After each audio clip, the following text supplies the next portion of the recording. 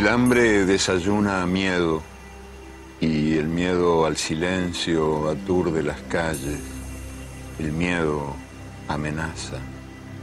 Si usted ama, tendrá sida. Si fuma, tendrá cáncer. Si respira, tendrá contaminación. Si bebe, tendrá accidentes. Si come, tendrá colesterol.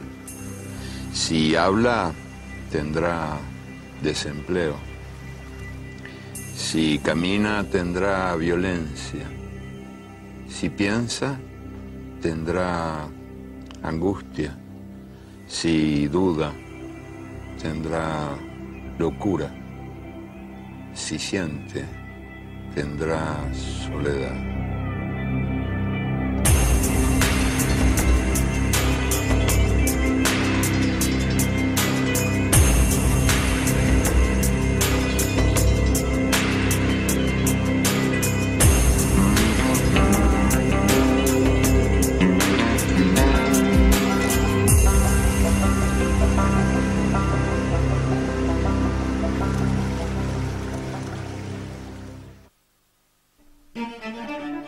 Los que trabajan tienen miedo de perder el trabajo y los que no trabajan tienen miedo de no encontrar nunca trabajo.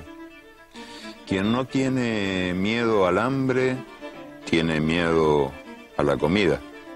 Los automovilistas tienen miedo a caminar y los peatones tienen miedo de ser atropellados. La democracia tiene miedo de recordar y el lenguaje tiene miedo de decir. Los civiles tienen miedo a los militares tienen miedo a la falta de armas. Las armas tienen miedo a la falta de guerras. Es el tiempo del miedo. Miedo de la mujer a la violencia del hombre y miedo del hombre a la mujer sin miedo. Miedo a los ladrones y miedo a la policía. Miedo a la puerta sin cerradura, al tiempo sin relojes, al niño sin televisión. Miedo a la noche sin pastillas para dormir y a la mañana sin pastillas para despertar. Miedo a la soledad y miedo a la multitud, miedo a lo que fue, miedo a lo que será, miedo de morir, miedo de vivir. Tiempo de miedo.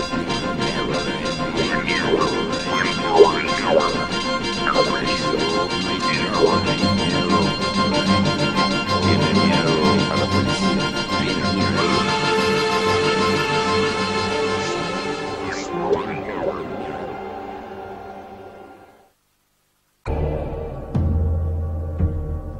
Corría el año 1964 y el dragón del comunismo internacional abría sus 7 fauces para comerse a Chile. La publicidad, sobre todo la publicidad en la televisión, bombardeaba a los chilenos mostrando imágenes de iglesias quemadas, de tanques rusos, de guerrilleros barbudos que secuestraban a los niños y se los llevaban lejos. Y hubo elecciones y el miedo venció.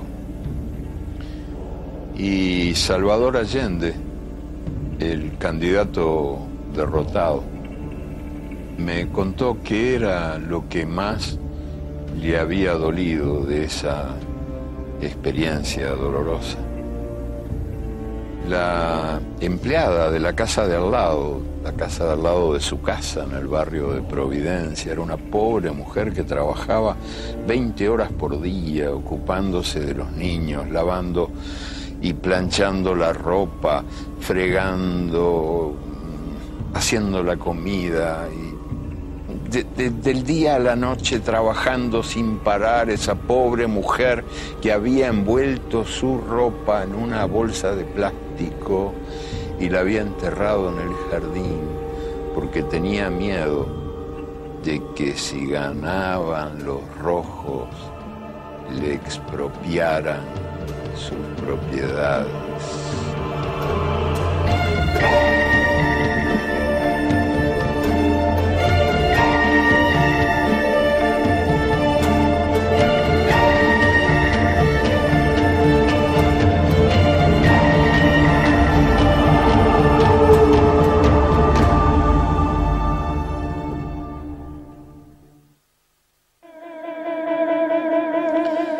Durmiendo nos vio. En el sueño de Elena estábamos los dos haciendo fila con muchos otros pasajeros en algún aeropuerto, quién sabe cuál, porque todos los aeropuertos son más o menos iguales. Y cada pasajero llevaba una almohada bajo el brazo, rumbo a una máquina que nos esperaba. Pasaban las almohadas bajo la máquina y la máquina leía los sueños de la noche anterior. Era una máquina detectora de sueños peligrosos para el orden público.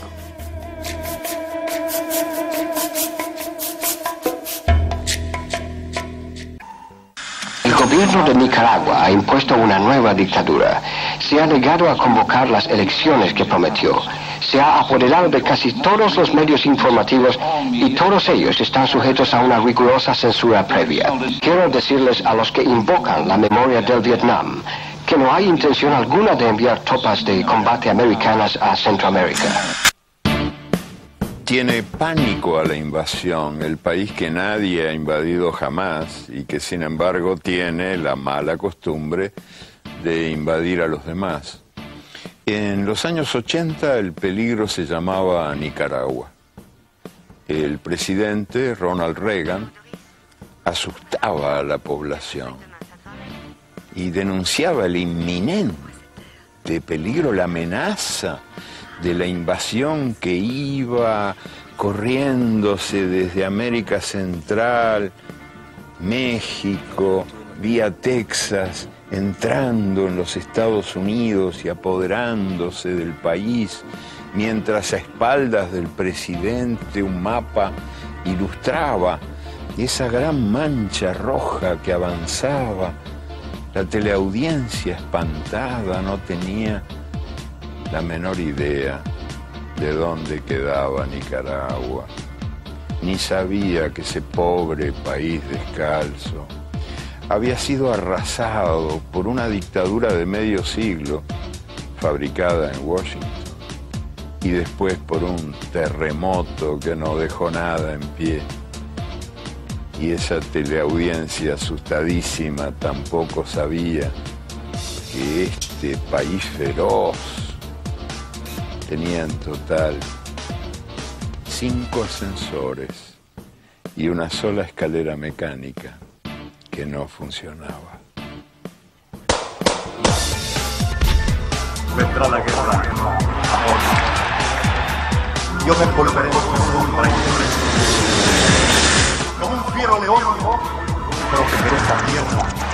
Nadie detendrá esta victoria, armada de futuro. ¡Luchamos para vencer!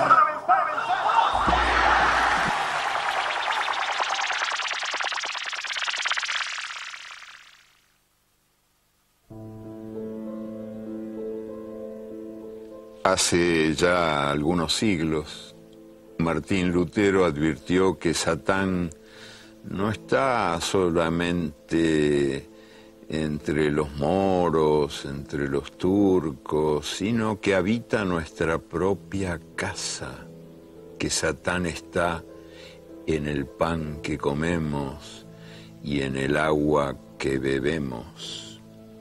Y pasaron los siglos y así siguió siendo. Y en el año 1982, el demonio tuvo la osadía de visitar al Papa en el Vaticano.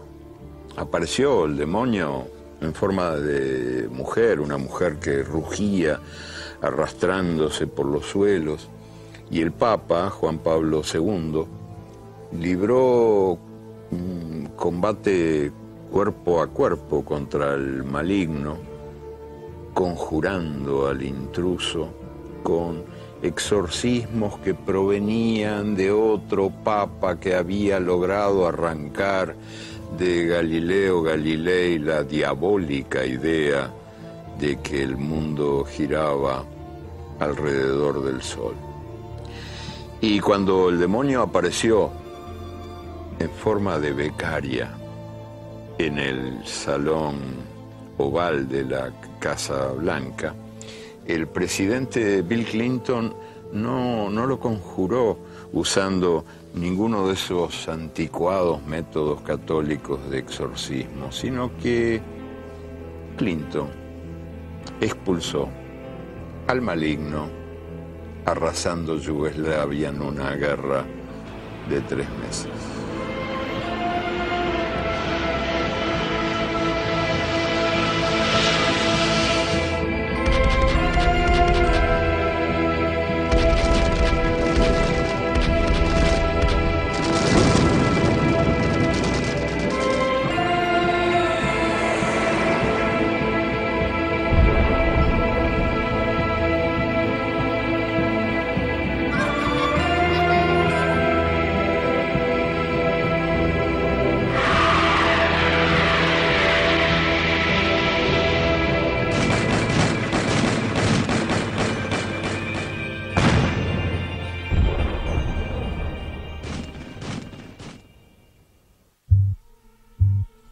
Las guerras se venden mintiendo, como se venden los autos. Son operaciones de marketing y la opinión pública es el target. En el año 1964, el presidente Lyndon Johnson denunció que los vietnamitas habían atacado 2 buques de los Estados Unidos en el Golfo de Tonkin. Y entonces el presidente Johnson invadió Vietnam. Cuando ya la guerra había destripado a una gran multitud de vietnamitas, en su mayoría mujeres y niños, el ministro de Defensa de Johnson, Robert McNamara, confesó que el ataque del Golfo de Tonkin nunca había existido. Los muertos no resucitaron. Y en marzo del año 2003, el presidente George Bush denunció que Irak estaba a punto de aniquilar el planeta con sus armas de destrucción masiva. Eran, según él, las armas más letales jamás inventadas. Y entonces el presidente invadió Irak, y cuando ya la guerra había destripado a una buena multitud de iraquíes, en su mayoría mujeres y niños, el propio presidente Bush confesó que las armas de destrucción masiva no habían existido, que esas armas más letales jamás inventadas habían sido inventadas por él. Cuando hace ya unos cuantos años mi mamá me daba instrucciones para vivir, entre otras cosas me aseguró que la mentira tenía patas cortas.